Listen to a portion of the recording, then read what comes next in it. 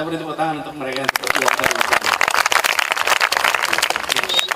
Saya semuanya ada banyak tadi ditanyakan. Lebih baik ini tadi yang disebutkan tadi. Kenapa saya hanya bicara sedikit lalu saya bertanya?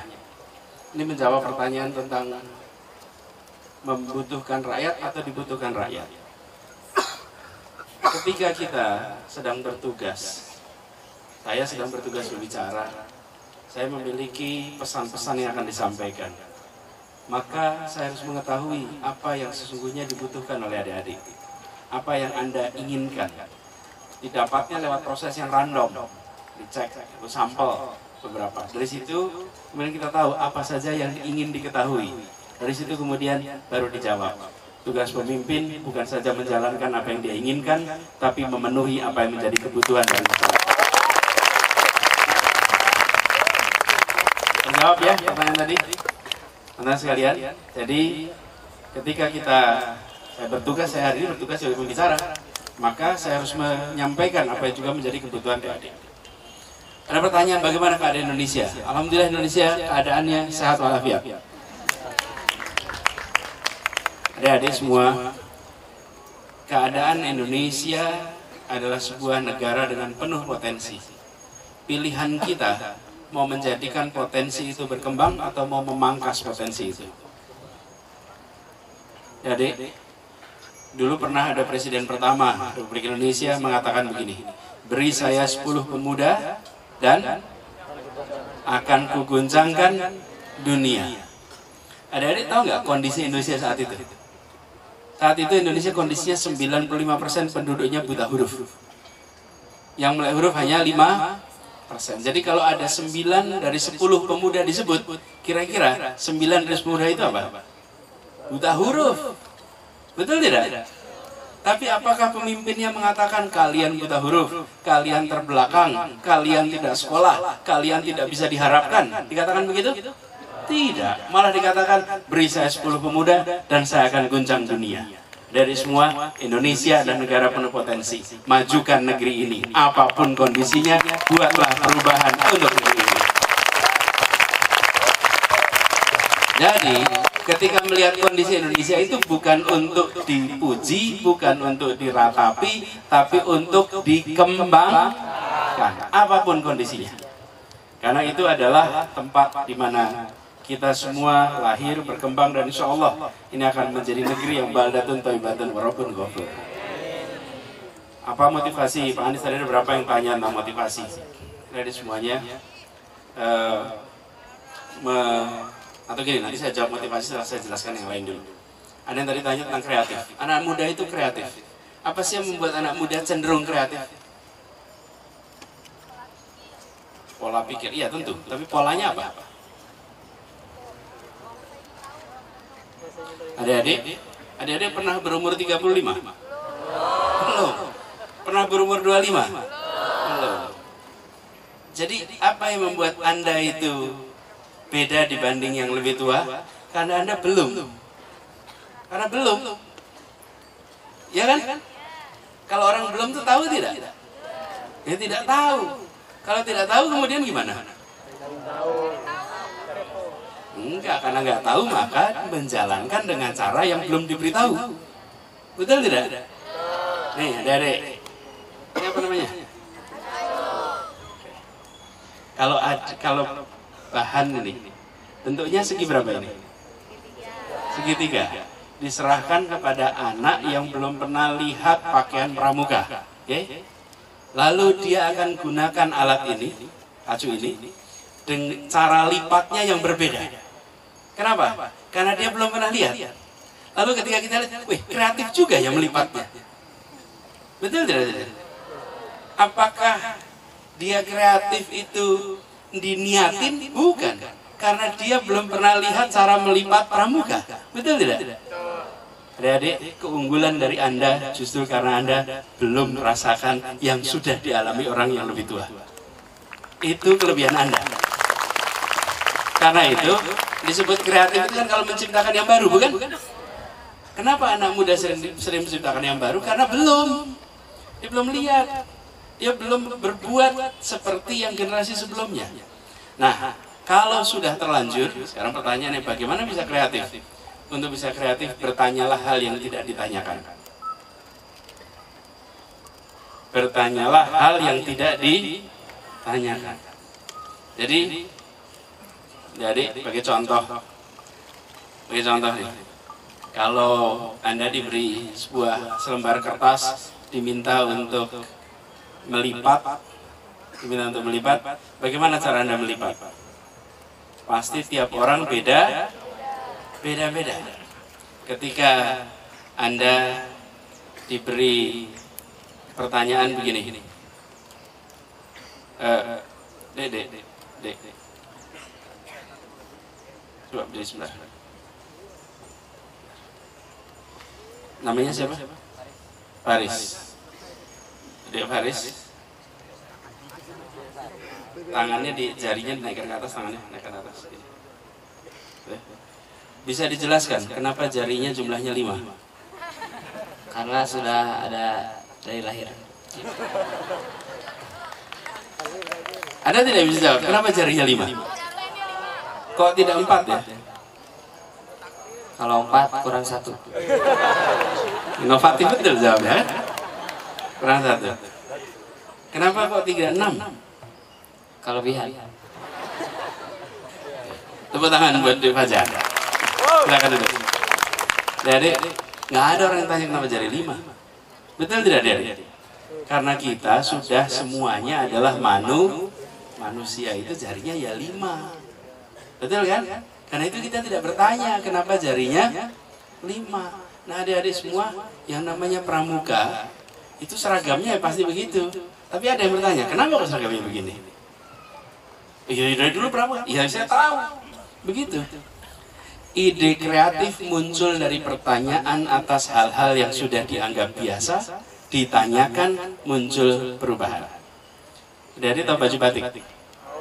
Nah, baju batik itu kemeja ya. Dari tahu nggak baju batik itu dulu tidak normal di Indonesia. Laki-laki menurut tradisinya menggunakan baju polos. Karena itu lihat baju Betawi, baju Sunda, selalu bajunya polos. Baju batik, kain batik itu dipakainya untuk sarung. Kalau bahasa Jawanya jarit. Untuk sarung, tidak dipakai untuk baju. Lalu ada yang bertanya, kenapa kain batik hanya dipakai untuk sarung? Terus semuanya jawab, ya memang batik untuk sarung. Seperti tadi, ya jari itu ya 5. Tapi kenapa tidak dipakai untuk baju? Kenapa ya? Lalu dimulailah satu orang menggunakan kain batik sebagai bahan baju. Ketika dipakai pertama kali, semua orang heran. Bahan yang dipakai untuk sarung dipakai untuk baju. Tapi ternyata ide itu ide kreatif, ide inovatif, diikuti orang lain. Akhirnya sekarang malah adik-adik tidak tahu bahwa baju batik sesungguhnya dulu tidak ada. Itulah ide kreatif. Jadi saya anjurkan kalau Anda ingin kreatif, tanyakan hal yang tidak biasa ditanyakan. Insya Allah Anda akan menemukan inovasi-inovasi baru untuk Anda semua. Lalu ada pertanyaan tadi, kunci sukses dari semua. Kalau kunci sukses, saya ingin garis bawahi. Apa gini, enggak, nanti saya politik sukses saya ambil bagian akhir aja. Sekarang bagaimana rasanya jadi bedanya Mendikbud dan gubernur, enak mana? Menurut adik-adik enak mana? Ini beda.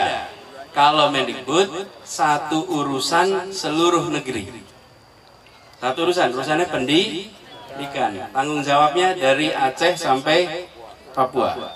Kalau di DKI urusannya hanya satu wilayah.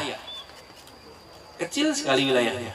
Tapi semua masalah dari mulai urusan gorong-gorong sampai gedung pencakar langit. Dari mulai urusan kesehatan ibu hamil sampai pengaturan pemakaman. Itu semuanya diurus oleh gubernur. Saya tugasnya adalah menjalani amanah yang dititipkan ini, apapun amanahnya, gubernur ataupun menteri, kami jalani dengan baik. Nah, saya ingin sampaikan adik-adik, tadi banyak tanya sukses, jangan pernah mengejar posisi. Saya sering mendengar, saya ingin menjadi menteri, saya ingin jadi gubernur, saya ingin jadi bupati, saya ingin jadi, itu profesi. Anda jangan mengejar profesi, Anda harus mengembangkan kompetensi. Pekerjaan bisa gonta-ganti, tapi Anda di pekerjaan manapun harus hadir sebagai orang yang menghasilkan karya terbaik dan mempesona bagi semuanya. Ada yang tanya bagaimana sukses Anissa nih, tanya bagaimana sukses di masa muda. Tadi semuanya di masa muda, tadi juga tak ada yang bertanya soal pemimpin. Banyak bertanya soal pemimpin. Bagaimana menghadapi teman-temannya. Jadi yang disebut pemimpin di masa muda adalah orang yang diakui kepemimpinannya oleh sebayanya. Saya ulang ya. Yang disebut pemimpin di masa muda adalah orang yang diakui oleh bukan diakui oleh orang tua, tapi diakui oleh sebaya. Itulah pemimpin. Jadi menghadapi teman-temannya yang mungkin tadi diistilahkan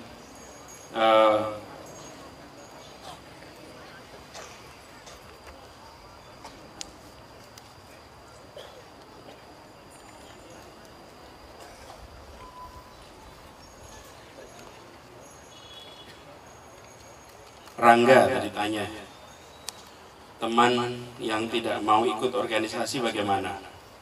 Kemudian ada juga yang menyebut bahwa teman-temannya nolak. Begini teman-teman sekalian, bila ada teman-teman Anda yang tidak mau ikut aktif organisasi, jangan pernah diremehkan, jangan pernah diejek. Caranya untuk mengajak adalah dengan membuat kegiatannya menarik dan pelan-pelan mereka tertarik. Dilakukan dengan halus. Tapi kalau bilang rugi kamu nggak ikut, maka yang tidak ikut makin menjauh. Ajaknya dengan cara buat kegiatan yang menarik. Dan cari senangnya apa. Kalau mereka senangnya main sepak bola, Anda ikut main sepak bola. Terus sesudah itu Anda tarik untuk kegiatan yang lain. Kemudian ada yang tanya bagaimana menjaga semangat saat lesu, Bung Arik. Bagaimana menjaga semangat? Sering mengalami kelesuan. Sekarang sedang lesu atau semangat? Benar, semangat. Yakin? Begini, Dede, kalau sedang mengalami yang sulit-sulit, ingatlah bahwa Allah tidak akan memberikan kepada Anda beban yang Anda tidak sanggup untuk memakulnya. Tak mungkin. Karena itu Anda jalani dengan mengatakan insya Allah. Dan begini, jangan mengadu pada Allah bahwa saya punya masalah, tapi katakan pada masalah bahwa saya punya Allah yang mendampingi. Okay? Jadi Anda tenang saja insya Allah. Di dalam semua masalah di situ dititipkan solusinya. Pasti. Anda yakin itu. Dan yakinlah Anda bukan orang pertama yang merasakan masalah. Jadi kalau sekolah berat, tugas jangan khawatir, pasti sudah ada yang pernah mengalami masalah seperti Anda. Kalau yang lain bisa survive, Anda juga pasti insya Allah bisa survive. Ada yang bertanya tadi mengenai kenapa politik? Ini kaitannya juga dengan nanti masa depan. Kenapa Aska? Kenapa ke politik? Politik. Anda yang mau ikut politik tidak nanti? Tidak. Saya pernah bertanya kepada seorang mahasiswa saya. Waktu itu di kampus saya tanya, Dek, kalau sudah lulus nanti mau kemana? Saya mau bisnis, Pak. Terus saya tanya balik, kenapa nggak ke politik? Terus saya jawab, enggak Pak, politik saya nggak mau. Sebabnya apa ya? Politik itu kotor Pak. Jadi saya jawab balik, kalau bisnis bersih ya. bersih atau kotor tidak ditentukan oleh sektor. Bersih atau kotor ditentukan oleh cara kita menjalankan amanat yang dititipkan. Sebetulnya lebih banyak konflik karena bisnis daripada karena politik. Cuman bedanya kalau konflik bisnis tidak masuk headline koran. Tapi kalau konflik bisnis, konflik politik masuk ke headline. Anda tahu tidak kompetisi paling ketat di Indonesia itu apa? Apa konsep bisnis apa? Kompetisi bisnis apa yang paling ketat? Jangan cuma bilang bisnis. Alfamart, Indomart itu loh. Itu kan nggak bikin kantor cabang di mana-mana kan? Kalau partai bikin kantor cabang rame, tapi kalau Alfamart, Indomart, coba Anda lihat, itu kompetisinya luar biasa ketat di seluruh Indonesia. Tapi tidak pernah menjadi percakapan kompetisi. Adik-adik saya ingin sampaikan, ketika sekarang kita membangun, mau memutuskan membangun apa, itu keputusan bisnis atau keputusan politik? Keputusan politik. Jika tidak ada yang mengambil keputusan politik, maka banyak hal-hal besar yang ada di anggaran nasional kita tidak bisa dimanfaatkan untuk masyarakat. Karena itu saya mengajak kepada semuanya, jangan jadi politisi saja, tapi jadilah orang yang melek politik. Menjadi bisnis, menjadi politisi, menjadi guru, menjadi itu bergantung kepada kesempatan yang nanti Anda miliki. Tapi satu hal, Anda harus memahami perpolitikan, Anda harus mengerti, dan Anda harus ikut terlibat di dalam mendorong agar orang-orang baik ikut memimpin di negeri ini.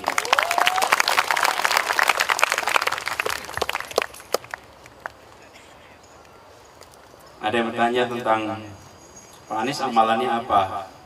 Terus bagaimana ini Lulu? Lalu Halimah tanya, bagaimana Pak Anies meluangkan waktu untuk ibadah dan keluarga. Dari semua, ketika sampai kepada ini, maka yang adalah pengaturan. Karena itu saya tadi sampaikan, kalau adik-adik sekarang belajar untuk sibuk, maka salah satu kemampuan yang tumbuh di diri Anda adalah mengatur waktu.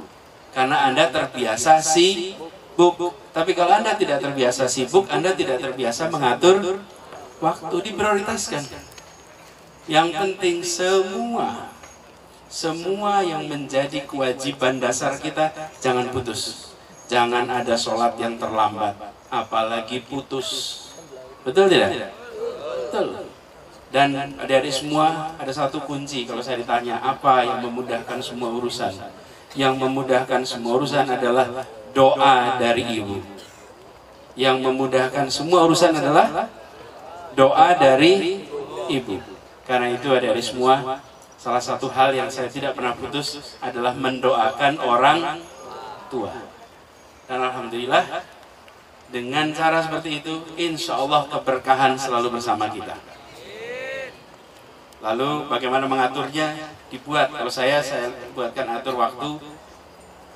Kantor, pekerjaan sering sampai malam, tapi pagi saya harus ketemu dengan keluarga. Karena itu kalau pagi adalah kesempatan saya ketemu dengan anak-anak semua. Dan diatur di hari Sabtu dan Minggu, di antara hari-hari itu ada kegiatan di luar yang sekaligus saya ajak anak-anak atau keluarga supaya bisa bersama-sama. Jadi yang saya kerjakan, adik-adik semuanya, adalah mengelola waktu. Tapi kalau waktu tidak dikelola, apa yang terjadi? Nanti kemudian tahu-tahu habis, tahu-tahu tidak termanfaatkan dengan baik.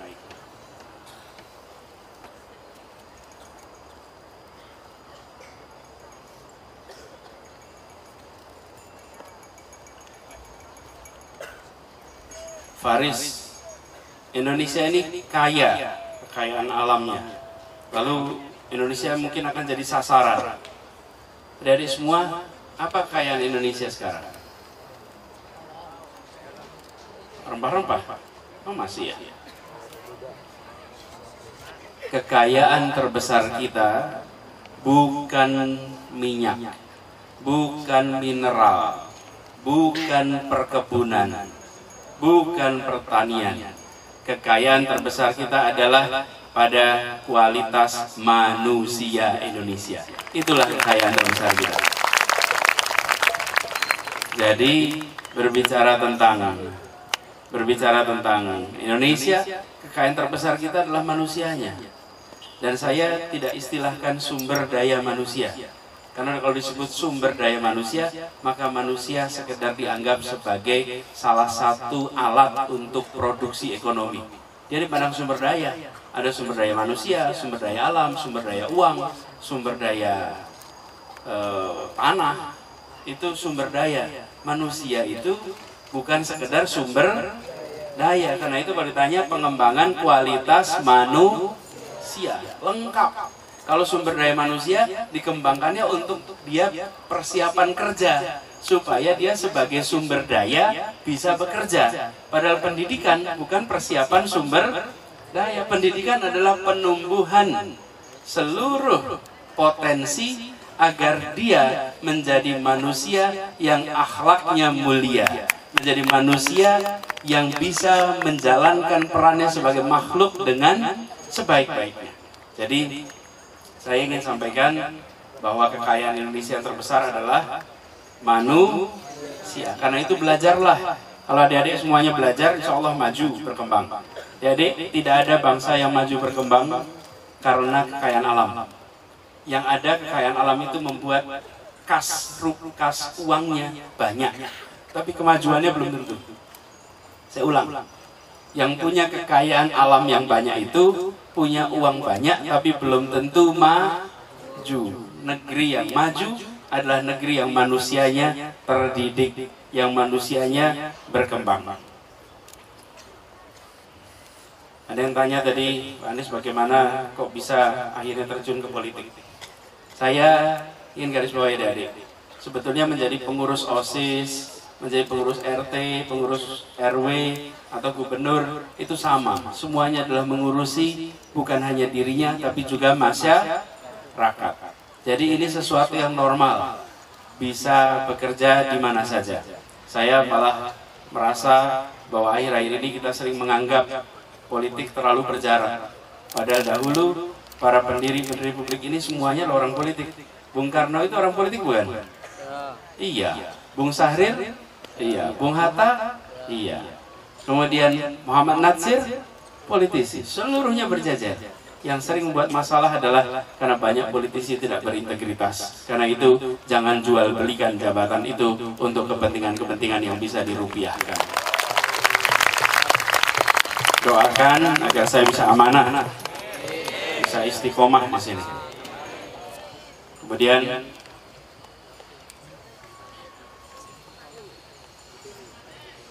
Pak Junaidi bertanya tentang bagaimana motivasi supaya bisa merakyat. Merakyat begini, soal merakyat, jadilah apa adanya. Saya ingin beri kepada adik-adik satu kalimat. Jadilah pemimpin yang otentik, bukan yang penuh kosmetik. Oke, beda bukan? Apa adanya. Kekuatannya ada pada keapa-adaannya. Di situ kekuatan seorang pemimpin. Tapi kalau sekedar pakai kosmetik, maka bisa luntur, bisa lumer, dan kelihatan aslinya. Justru aslinya adalah pesonanya. Karena itu istilahnya, jadilah adik-adik semua, anak-anak muda, pemimpin yang otentik apa adanya. Kemudian ada juga yang bertanya mengenai, ini mungkin yang terakhir, bukan terakhir. Jadi dari Junaidi juga tanya, bagaimana dengan 2024? Apakah ada rencana maju jadi calon presiden? Dari semuanya, tugas saya ini adalah menjalankan amanat sebaik-baiknya. Izinkan saya menjalankan ini satu persatu. Insya Allah Jakarta terjadi perubahan. Alhamdulillah setahap demi setahap kita kerjakan. Dan tadi ada yang bertanya mengenai bagaimana menghadapi yang nyinyir. Mahbub tadi ya, Mahbub. Bagaimana orang yang nyinyir? Gini adik-adik semua.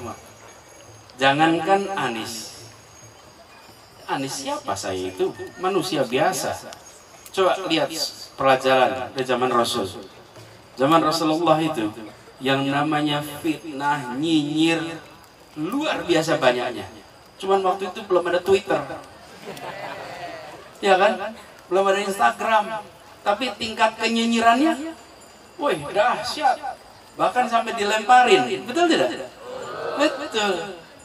Itu yang mengalami begitu adalah seorang uswatun hasanah. Apalagi saya. Jadi ketika saya melihat itu, nggak apa-apa. Insya Allah jalani ini, tawakal Allah, dan yang benar pasti akan kelihatan benar. Dan saya kadang-kadang menyampaikan terima kasih sekali. Waktu Anda telah dipakai begitu banyak untuk memikirkan Gubernur Jakarta. Kan dinyinyirin artinya dimikirin kita kan? Jadi beliau itu menempatkan nama Anies Baswedan terlalu banyak dalam otaknya. Sehingga apapun dia akan selalu menyebut nama Anies Baswedan. Terima kasih. Saya ingin beri cerita sufi. Satu ketika, kenapa saya katakan tidak usah mengkhawatirkan. Bagi saya ingin katakan begini adik-adik semua. Saya tidak takut atas apa yang ditulis di sosial media hari ini. Dan saya tidak memikirkan terlalu banyak atas apa yang ditulis di sosial media hari ini. Saya lebih memikirkan apa yang ditulis oleh para sejarawan di masa depan dan yang dipertanggungjawabkan di hadapan Allah Subhanahu wa taala. Yang ditulis di sosmed minggu depan lupa. Tapi yang dicatat oleh malaikat sampai akhir nanti akan selalu tercatat. Itu yang harus kita pikirkan. Jadi jangan terlalu khawatir apa yang dikatakan orang. Ini cerita sufi. Ayah dan anak pergi membawa keledai. Lalu keledainya dituntun oleh mereka berdua. Ada orang komentar, Bapak, masa keledainya nggak dipakai? Kan harusnya bisa ditunggangi. Lalu bapaknya memberikan kepada anaknya untuk naik keledai. Anaknya naik keledai dituntun oleh bapaknya. Lalu ada orang lagi lihat, ini aneh Pak. Kenapa kok malah anaknya yang suruh naik keledai? Bapaknya yang sudah tua malah dibiarkan jalan. Anak tidak tahu diri. Anaknya turun, bapaknya naik keledai. Jalan. Orang lagi lihat, anak tidak tahu diri.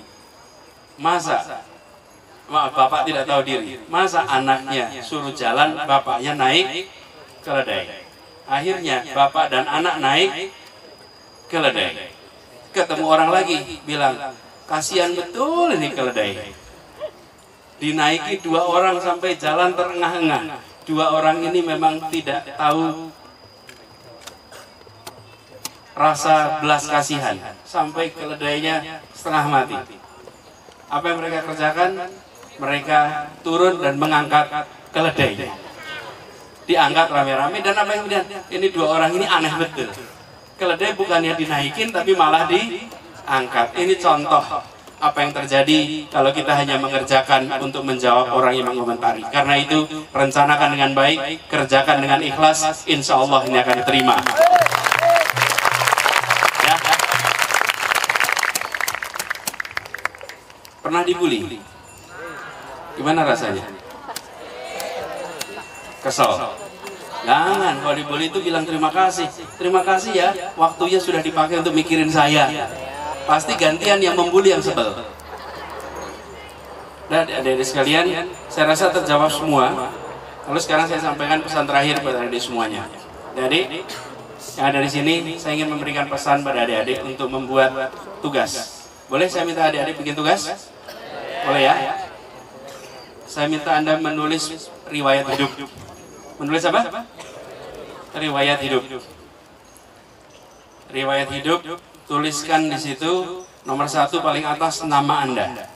Bawahnya alamat, nomor kontak. Sesudah itu tuliskan 1 kalimat penjelasan tentang Anda.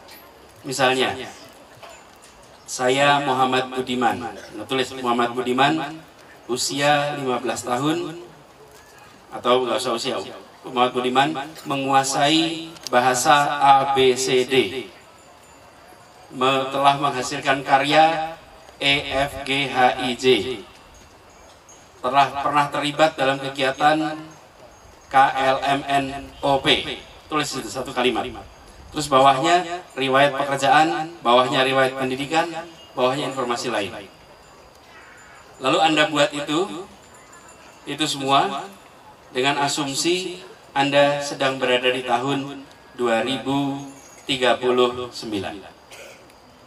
Jadi bukan Anda menulis riwayat hidup hari ini, Anda menulis riwayat hidup Anda 20 tahun yang akan datang. Tuliskan itu sebagai rencana perjalanan Anda. Insya Allah Anda semua akan menjadi anak-anak yang memberikan manfaat bagi keluarga, bagi masyarakat, dan bagi bangsanya. Titip kerjakan itu, lakukan dengan sebaik-baiknya, dan insya Allah saya berharap suatu saat jumpa lagi dengan Anda di tempat lain, dan pada saat itu saya sudah mendengar, alhamdulillah Pak, saya sekarang sudah berkiprah di tempat A, B, C, D dan berhasil memberikan manfaat bagi masyarakat, bagi umat.